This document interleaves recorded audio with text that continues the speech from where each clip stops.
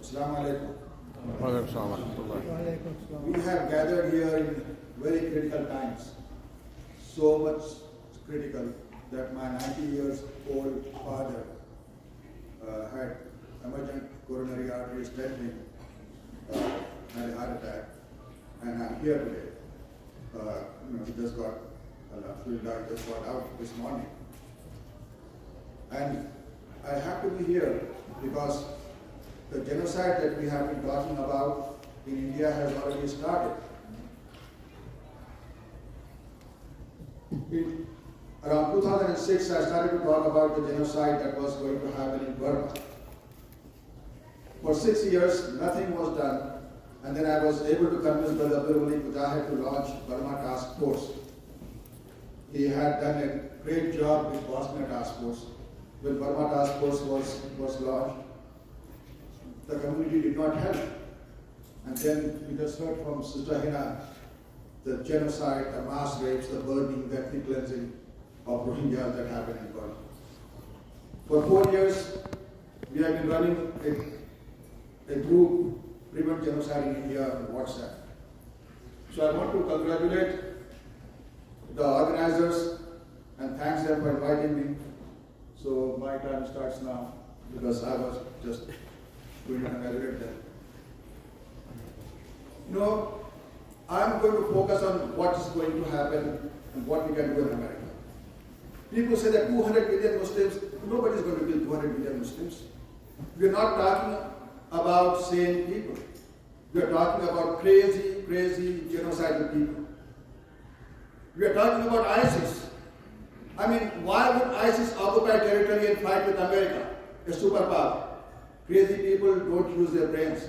Why would Hitler, instead of going to the Caucasus to get the oil from Azerbaijan, went to Stalingrad and spent all his energy there and got defeated eventually because he was a crazy man? So these people are not only crazy, but they are also very cunning. You probably do not know that India at one time was a Buddhist majority country. And now less than 1% of India is Buddhist.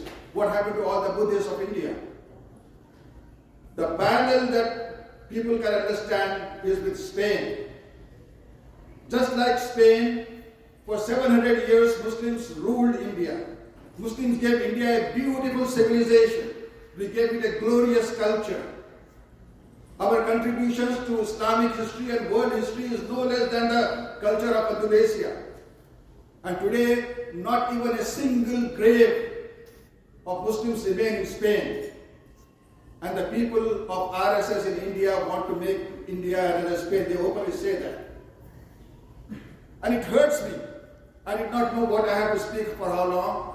I came here, I'm sitting there, I'm looking at this hall. I'm looking at 25,000 people out there. And I see maybe less than 100 people here. This problem is not a problem about Indian Muslims. This problem is a problem for American Muslims. This problem is a problem for you and my children. Because every year out of 120,000 people who come to America from India, more than 60% of them are infected with the ideology of RSS. They are highly educated, they are upwardly mobile, they are getting very powerful here.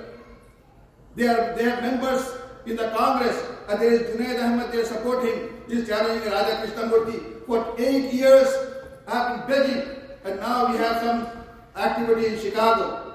We have people in Chicago, Muslim people who got fooled by Raja Krishnamurti and supported him.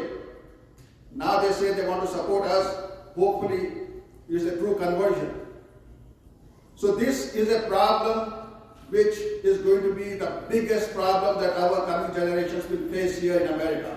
Every Muslim, no matter where you come from or no matter if you are an African American or Hispanic or white, you will face this existential threat.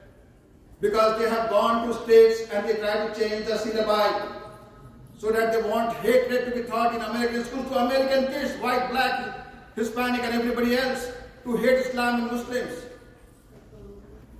This is the problem that we will face. So how are we going to fight them? Let me focus on that. Use our brains. we did that and we got the Modi's visa revoked. In 2005, people told me don't even do that. Just hold some black flags and do some rallies. He's so powerful, he's getting support from the Israeli lobby. You cannot do that. We got his visa revoked because we used strategy. Allah subhanahu wa ta'ala just does not support you if you just make dua. Musa alayhi salam just did not make dua. Musa alayhi salam tried. He took his people. He made them cross the desert and cross the sea. He went into Sinai.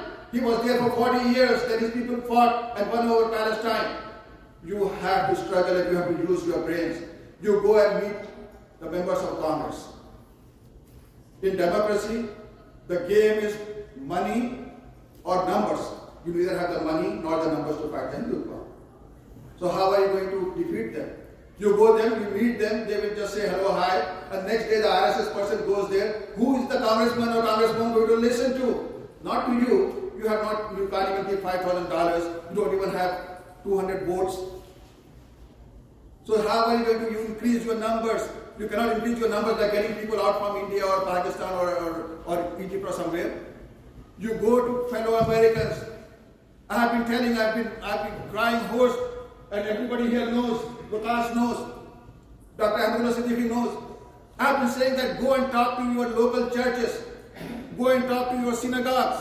We did that on Long Island, we did it in Albany. Albany is the only place where both the city and the county passed resolution. On Long Island, we defeated the powerful RSS lobby, and Congressman Tom Suozzi openly, tweets in our support. Why? Because the director of the Holocaust Center of Long Island says in our rally that India today is like the Germany of 1930s under Hitler. Now, if you have some pastors and some congressmen and the director of the Holocaust Center with you and go and talk to the congressman and you show him the article in the Haaretz magazine which says the rise of Hitler's Hindus, tell me which congressman has the guts to support the RSS and not you. This is how you can defeat, not by holding some hearings or briefings. Unless I congratulate Justice for All for arranging that official briefing, not by doing some research, not by doing some program and giving speeches like I am giving. Go and make coalition in your cities and in your towns.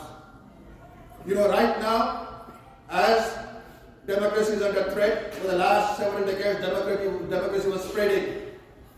With the Arab Spring, we thought it will spread further. Arab Spring was crushed. Democracy is on the retreat.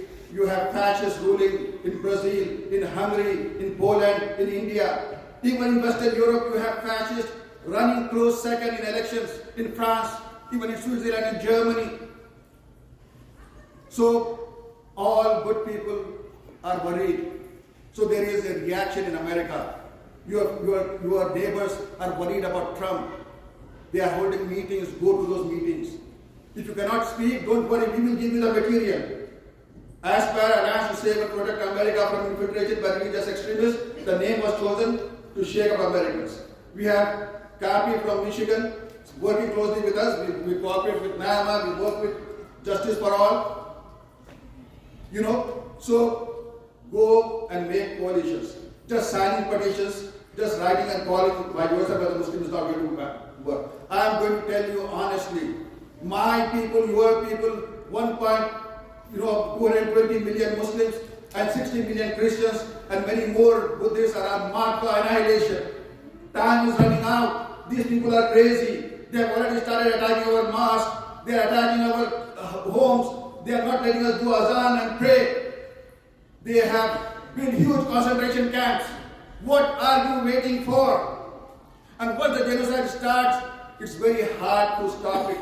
We see that in Burma. That's why I have been saying about Sri Lanka and India, before it happens, make local coalitions. Because right now America is waking up. Before they were not going to listen. Everybody was busy. But if you go and talk to your local churches and synagogues and local human rights leaders, and you build your coalition, you take the delegation, you meet your senator, you are a member of Congress, you meet your local media person, and 90% of members of Congress dare not oppose you, not because you are Muslim, but because you have fellow Americans standing next to you. That is the only way. Forget about all petitions. We have a petition, please come to Aspire group, 941 rights, 941 in Bazaar, sign it because we want to give a paper thing. because it's easy to sign sitting in Egypt and Pakistan or somewhere, so they value the paper signatures more, so come and sign it. I'm not against it, but it will not help unless you back us up by going and making a coalition. Do that, that's what my point is. Forget about everything else. For the next few months, just go and talk to your local pastors and local church leaders and local human rights leaders and other Indians. We formed coalition against genocide, the broadest coalition to get Modi's visa revoked. We worked hard to build that coalition. And for the many years, that was forgotten. We have been running around just doing, petitions and meeting with the Congress as Indians. No, make it an American issue. Make it an American issue on college campuses. Tell them the land of Gandhi is ruled by Gandhi's killers. Tell them the person who are ruling India admire and worship Hitler and they are here spreading. They are members of Congress. They are going to run for Senate. They are running for judges. They are running at local school zoning board, etc. And many Muslims in Chicago supported these people. And they think that I and others were making a big hue and cry about nothing. So those zonal board members, they would not allow the masjid to the extent that they are in neighborhood. Those Muslims boycott them.